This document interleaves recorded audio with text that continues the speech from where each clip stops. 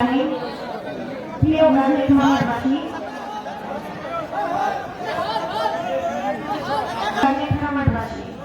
আসসালামু আলাইকুম। আমাদের নির্বাচনের 8টি ইন্টারনেট বাকি আছে। আমার গানের খামার ইউনিয়নে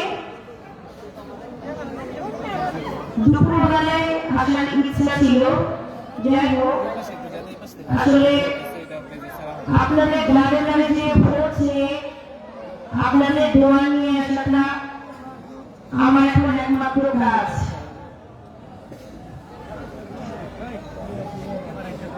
এই নির্বাচনটা হচ্ছে তারেক রহমানের প্রধানমন্ত্রী হওয়ার নির্বাচন, কিন্তু এই নির্বাচনে অসংখ্য ষড়যন্ত্র হচ্ছে।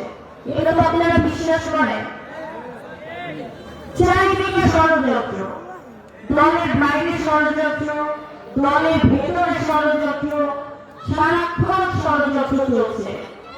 প্রিয় ভাই চাচিরা, ভাই বোনেরা আমার, চাচারা আমার,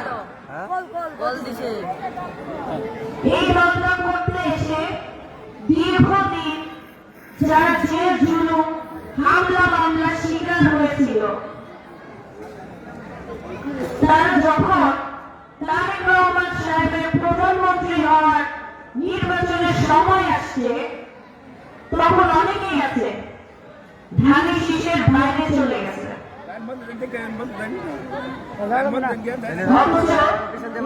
ধানের শীষের প্রতীকের মার্কা দীর্ঘ 17 বছর এই মার্কা কোনো নির্বাচন হয় নাই। আর 18 সালে যখন হয়েছিল তখন সুষ্ঠু নির্বাচন হয় নাই। এটা যে ধানের শীষের মার্কার নির্বাচন, এটা অনেকেই ভুলে গেছে, অনেক মানুষেরই মনে নাই।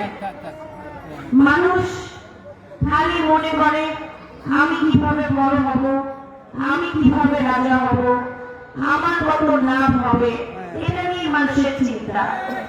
কিন্তু জাতীয় স্বার্থে, তারেক রহমানের স্বার্থে, শেরপুর সদর 1 আসনের স্বার্থে একটু যে নিজের মনটাকে সবাই বড় করবে, সেইটা আসলে আপনার মধ্যেই আমি খুঁজে পাই না। 2018 সালে আমি ঠিক যেইভাবে মন খুলে নির্বাচন করছি, 2026 সালে অনেক জায়গায় আছে নিজের দলের ভিতরে, দলের বাইরে অনেকেই ধানের শীষের প্রতীকটাকে অমর্যাদা করছে। আপনারা জানেন স্বাধীনতা সপক্ষে শক্তি, স্বাধীনতা সপক্ষের যে শক্তি, সেই শক্তিটাকে কাজে লাগিয়ে আমাদের এই নির্বাচনী প্রচারণা করা উচিত ছিল। স্বাধীনতার বিপক্ষে যারা কাজ করেছে তারা একটাই দল, সেটা তো আপনারা জানেন, তাই না? স্বাধীনতা সপক্ষে 2টি দল ছিল। সেই স্বাধীনতা সপক্ষে 2টি দল যারা সপক্ষে ছিল,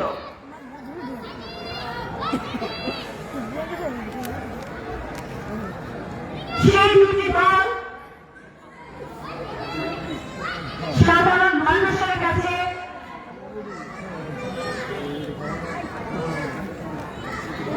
দীর্ঘদিন রাজনীতি করে এসেছিল, এটা তো আপনারা মানেন। এখন কথা হচ্ছে শেরপুর সদর 1 আসনে জাতি ধর্ম বর্ণ নির্বিশেষে প্রত্যেকটা মানুষকে নিয়ে বাঁচার তো সকলের অধিকার আছে নাকি? সবাই কি অন্যায় করছে? সবাই কি পাপী? সবাই কি খুনি? তাহলে যারা অন্যায় করে নাই তাদের কি তার নিজের বাসায় থাকার কোনো অধিকার নাই? আমার বাবা 3 বছর জেল গেছে মিথ্যা মামলায়, অন্যায় ভাবে 3টা বছর তারা জেল গেছে। আমি জানি অন্যায় ভাবে একটা বাবা একটা পরিবারে না থাকলে সেই পরিবারের কষ্টটা কি।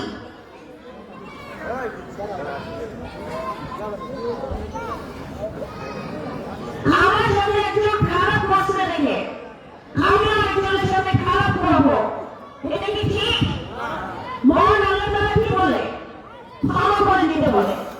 করে নিতে বলে, বলে না? নবী করিম সাল্লাল্লাহু আলাইহি ওয়াসাল্লাম নেতা ছিলেন না? নেতা ছিলেন তো। তিনি তিনি কি তার সঙ্গে যারা অন্যায় করছেন তিনি তাকে ক্ষমা করে দিচ্ছেন না? দিচ্ছেন তো। অথচ আমরা মুসলিম ধর্মের মানুষ, আমরা মুখে মুসলিম, মসজিদে যে 5 ওয়াক্ত নামাজ পড়ি, কিন্তু মনে মনে আমরা হচ্ছি, মনে মনে আমরা ভালো মনের মানুষ না। যে মানুষগুলো অন্যায় করছে তাদের অবশ্যই শাস্তি করা উচিত, কিন্তু যে মানুষগুলো অন্যায় করে নাই তাদের বিরুদ্ধে যাওয়া মানে তাদের বিচিক নিয়ে ঝামেলা করা, তাদের পরিবারকে অসহায় করে দেওয়া, এবং এই অধিকার কেউ কাউকে দেয় নাই। আমি আপনাদের মেয়ে, ডাক্তার আপনাদের ভোট, আমি কখনো প্রতিহিংসা বা প্রতিশোধের রাজনীতি করতে আসি না। শেরপুরে একটা শান্তির শহর, একটা শান্তির জেলাকে পরিণত করতে আমি চাই, যেখানে কোনো একজন আরেকজনের কেউ কারো শত্রু হবে না, মুসলিম সকলে